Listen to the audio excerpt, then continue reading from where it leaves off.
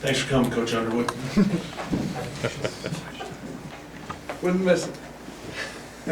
Big day. Hey, we got some big guys. We may be able to scrimmage you. Can they guard Kofi? We get trippy. We got a 6'8" guy. I'm not sure he can bang in there with me. Well, I appreciate everybody coming today. I know a lot of big announcements across the department. Happy for Brad with his signee today. With our class, another class I'm really excited about. You look at what our assistant coaches have done, and particularly Adam Christ, as he's headed up recruiting over the last number of years. We've got a lot of guys that gain national attention. That we've been able to identify guys early in the process that are really good players that continue to get better. Try to project them out. So this year we end up, at least to this point, with a class of 9. We have 5 pitchers, 4 right-handers, a left-hander. We have 2 outfielders, a catcher, and then an infielder. So you just look at the balance. We have some key people up the middle that we've signed. The pitching portion of it is always imperative each and every year. Out of those 5 pitchers, there'll be a couple guys that we probably have to dodge a draft with a little bit, but you have to do that in order to get the right guys in here to compete at a high level. We do have a local product this year with Connor Milton, and excited about him. I know there'll probably be some questions about that, but I feel like we have a lot of good athletes in this class, as we always do. Some guys that have great work ethic, and they play for programs that are winning programs, and I think that's really important. If you get guys that play for winning programs, they understand what it's like to play at a high level, play against very good competition, play for championships. They come in with that mentality and that attitude. It fits with what we preach to our guys, and hopefully what we've been able to continue what we've been able to do in the past and build upon that. Questions? Was Connor Milton I can hear you. was Connor Milton a no-brainer for you? Yeah, so Connor's situation, there's athleticism there. To me, he's probably the best football player in the area. What he's done over the past 3 years. If you look what he's done on the baseball field, it's just tremendous. And there's things you can't teach. And the raw speed, the great body. And I don't know where he got that, because his dad's not even close to that. But you've got the sheer athleticism. To me, he was a no-brainer. And it's been interesting watching him grow up. Saw him as a young kid, and he had the quickness and speed and the competitiveness. Honestly, the thing that sold me on him was his football. I love guys who play multiple sports, and to watch him on the field compete and the toughness that he had, and then watch that translate over to baseball. The raw athlete on the baseball field really improved over the past year and a half as far as his offense goes, and I just think he's got a very high ceiling. So looking forward to his time here at Illinois. How did Connor's recruitment maybe differ from other guys, just because he's literally in your backyard, and maybe because you've known him quite a bit longer probably than the typical prospect? It's more complicated than you think. So with Connor's recruitment, just a number of things.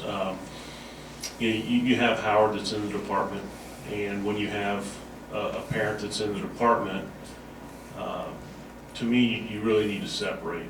And Connor had to understand we were recruiting Connor because of Connor. It has nothing to do with the family. And I think you have to help them understand that on both sides. And I had a conversation that Howard can still come to my office, but he can't come to my office as a parent. He's got to come up as someone we're dealing with some things with fundraising. But if he ever comes up to my office as a parent, I want to know about some things from a playing standpoint or anything, I would kick him out. So you've got that side of it. Probably the side that most people don't know is he dated my daughter for a while, and so that was another portion we were going through it. So during the time that we were recruiting him, I had one phone conversation with him, and the rest of that was done by the assistants, just to try to keep that clean a little bit. And so it was an interesting recruiting process. Connor's a good person, and he's very good with the communication side of things, so always enjoyed having him around and talking to him. He is not dating my daughter anymore, which I'm glad, because that makes things a lot easier. But it was an interesting process, one I've never gone through before. My daughter's a senior now, so probably won't have to go through another recruiting process with a boyfriend or her. Dan in the back, you already got Kellen on the team. What do these in-city kids kind of add to maybe, I mean, I know it's nice to have in-state, but what do kind of that local talent kind of add to this program? So the local talent is, it can be tricky, it really can.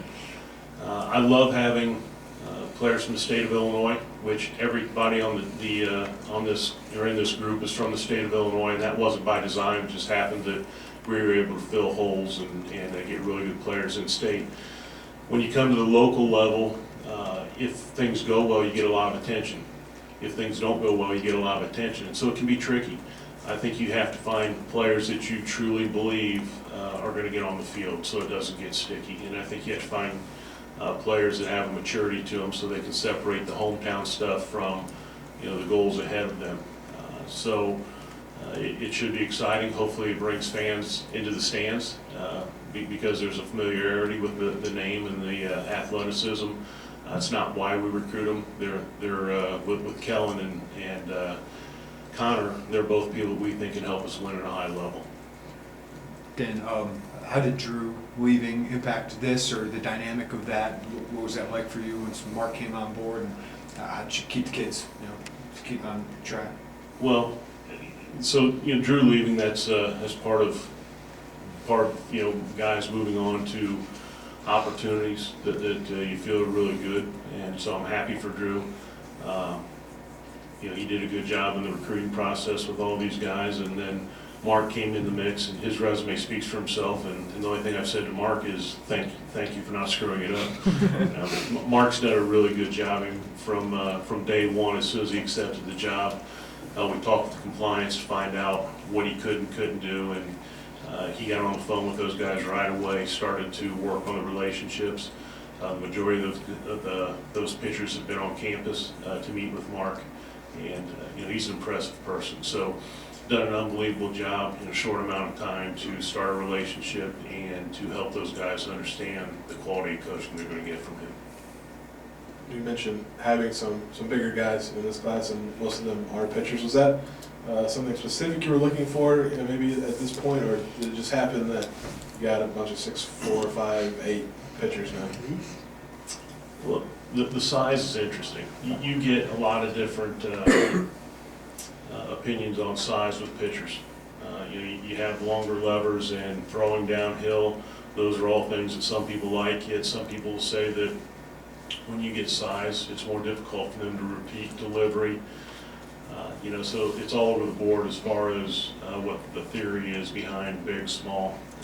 We went after these guys because they're good pitchers, and we thought they projected out well. So did we go out looking for height? No, we just went out looking for guys that would pound the strike zone and get people out, guys that were winners. And so they just happened to be tall this year. You look last year and we had some guys that weren't quite as tall. One of the better pitchers in the class as far as pitchability goes is the Hutchings pitcher. He's left-handed and he's got great pitchability, and he's the shorter one of all of them.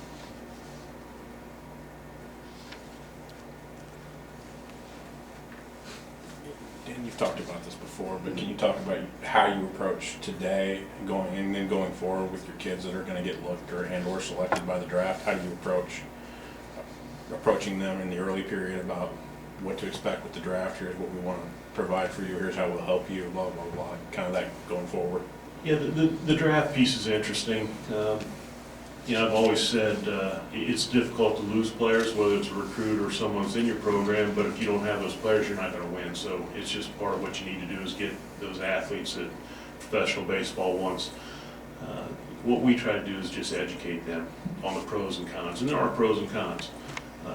To me, I hope education is really important because if you look at the percentages of guys that are drafted and then guys that make it in the big leagues and then actually make a living, it's a very, very small amount. So I hope guys will protect themselves from an education standpoint. It's something that we talk to our guys about. But we just lay the facts out there, and then hopefully they make a good decision. We got guys that want to be here in Illinois. It's, the recruiting process is really interesting because sometimes you feel like you beg players, and I would say we recruit guys hard, but don't beg guys to be here, because I truly want people that want to be here. If you get people that want to be here, there's a reason they want to be here, and we talk through those things, and I think the guys in this class will be guys that will take a hard look at the opportunity they have school-wise here, and we've had success in the program, and hopefully they can come in and help us win another championship. Dan, I talked to Mark last week, didn't get a chance to talk to you about him yet, so I wanted to ask you, he said building relationships with players was something that appealed to him about returning back to the college ranks. How would you just describe him and how he builds relationships? So I've known Mark about a month. Yeah. And I feel like we have a good relationship. It's interesting. Part of the process to identify a pitching coach, I went through the process of looking at people that were out there that I knew, I've seen, asked assistant coaches, who they saw out on the road that they really liked, look back at the people that really pitched well against us, and then I called former players or people I knew in professional baseball. And the thing that sticks out to me about Mark is the fact that I had two people that I respect as much as anybody in the game that don't know each other, that recommended Mark, and they told me that they didn't think we'd be able to move him. And they also told me, one of them, a former player, told me if he was interested in hiring him, you don't even have to interview him. And that held a lot of weight. Now, obviously we interviewed him, went through the process, and found out a lot of things.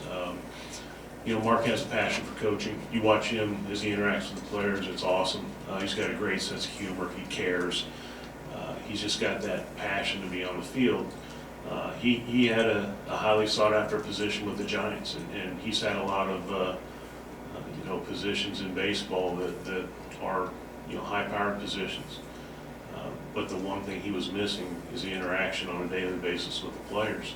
And that's what drives him. I had an opportunity to meet with he and his wife. Sat down in a Cracker Barrel on the first meeting with him. We sat there for about, 5, 6, 7 hours. I don't even remember. I know the seat was hard. But we sat there in the first 2 hours. His wife was there, and I just told Mark, his wife Angie was sitting across from me. I said, Angie, this is about you and me. I don't want to talk to him. And so we went back and forth, and the thing that sticks out to me and I'll always remember is, she said the void in his life, in his professional career, is the fact that he doesn't get to help young people anymore. And so I think it's genuine. And as you look at what he's done with our guys so far and the respect that he's gained in a short amount of time, it's really impressive. Anything else for Dan? Okay, thank you, Coach. Okay, thank you.